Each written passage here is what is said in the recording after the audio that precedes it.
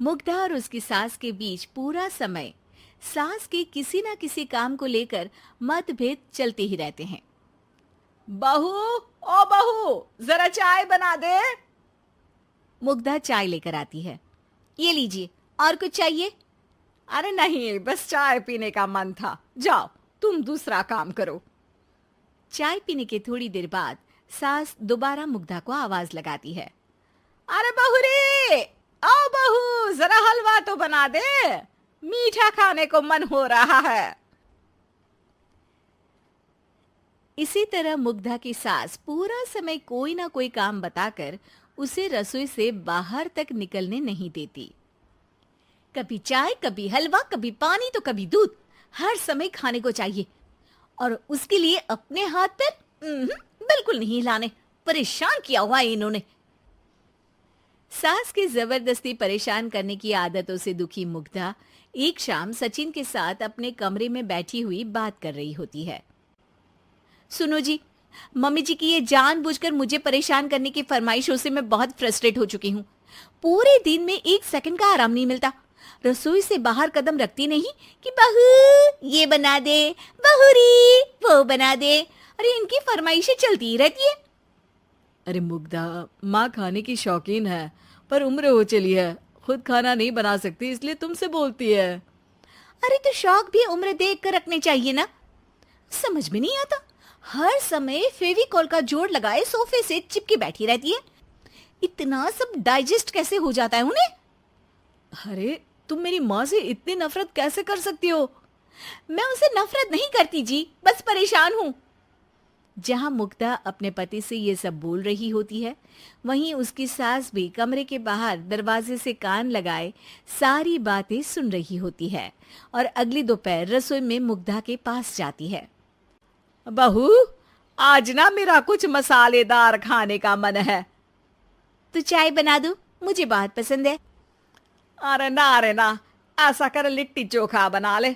और हाँ, जितना मसाला बातों में मिलाकर पति को सुनाती हो ना, सब्जी में भी वैसे ही डाला करो, खाना स्वादिष्ट बनेगा। सास की बात सुनकर मुग्धा हैरान रह जाती है। मतलब अब पूरा समय मुझ पर हुक्म चलाने के साथ बंद कमरे में हुई पति पत्नी की बीच की बातें भी सुनती है? अरे बात जब मेरी थी तो सुनने में क्या दिक्कत है? ये कहकर सास वहां से चली जाती है। अरे अब तो हद पार हो गई। इस तरह से तो ये मेरा जीना मुश्किल कर देंगी। मुग्धा सास की हरकतों से परेशान उसका हल सोचने लगती है और इसी तरह कुछ दिन बीत जाते हैं, जिसमें सास का जन्मदिन आता है।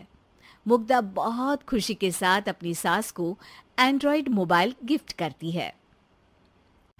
मम्मी, आपको सबसे बात करने के लिए बहुत दिक्कत होती है ना? कभी सचिन तो कभी मुझे बोलना पड़ता है, पर इस मोबाइल से आपको कोई दिक्कत नहीं होगी। एक जगह बैठे बैठे बहुत कुछ कर सकती हैं अब आप।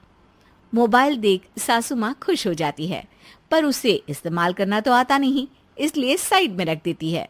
जिसे देख मुग्धा घर का सारा काम छोड़ मोबाइल सेट कर सास को इस्तेमाल करना सिखाने लगती है, जिसके बाद अब सास पूरा समय मोबाइल में ही लगी रहती है। हाय, जब से मम्मी को मोबाइल मिला है मेरी लाइफ में कितनी शांति आई है। अच्छा है, इसी तरह बिजी रहे तो मैं भी सुकून की जिंदगी जी पाऊंगी। अब मुग्धा जब मन करे काम करना, जैसा चाहे वैसा खाना बनाकर खाना, पूरा समय रिलैक्स और खुश रहने लगती है। क्या बात है, आजकल तुम बहुत चहक रही हो। अरे मम्मी जी से छुटकारा जो मिला है, अब ना फरमाइशें ना छुप छुप कर बातें सुनना। अच्छा, तो मोबाइल गिफ्ट करने की ये स्कीम थी।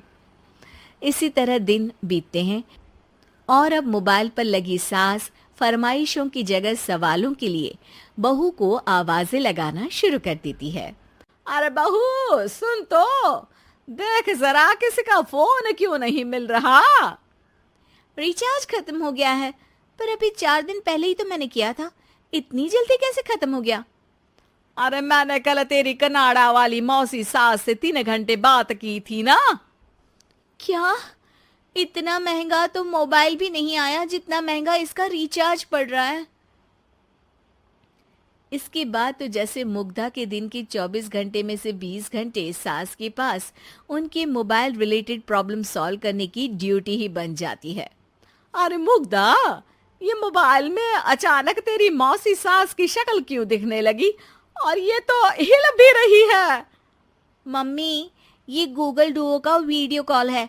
इसमें आप बात करने के साथ एक दूसरे की शक्ल भी देख सकती हो। अच्छा, ये तूने मुझे पहले क्यों नहीं बताया? अब बताने के लिए पहले नहीं बताया। इसी बीच सचिन भी वहां आ जाता है और सास अपनी वीडियो कॉल में बिजी हो जाती है। क्यों, सास बहू में क्या गपशप चल रही है? इसे गपशप नहीं, दिमाग का दही होना बोलते हैं। पर तुम तो मम्मी को मोबाइल देकर बहुत खुश थी, फिर क्या हुआ? हाँ, उसका सुकून भी कुछ ही दिन मिला। अब घर के टंटे खत्म हुए तो मोबाइल की टिंग टिंग शुरू हो गई। देखो भाई, कुछ पाने के लिए कुछ खोना तो पड़ता है। आखिर तुमने मोबाइल अपने फायदे के लिए ही तो दिया है, तो फिर सवालों के जवाब भी देने पड़ेंगे, क्योंकि जब तक उनके हाथ में ये फुंथरू रहेगा, तुम्हारी लाइफ में प्राइवेसी और सुकून रहेंगे। कहने का मतलब है अगर इससे प्यार बढ़े तो दाग अच्छे हैं। अरे मुझे पहले दिन से ही पता है मोबाइल किस मकसद से दिया गया है। भूलो मत, इससे पहले मैं बातें ही सुनती थी। सास की ये बात सुनकर मुग्धा शॉक में और सचिन हंसता रह जाता है।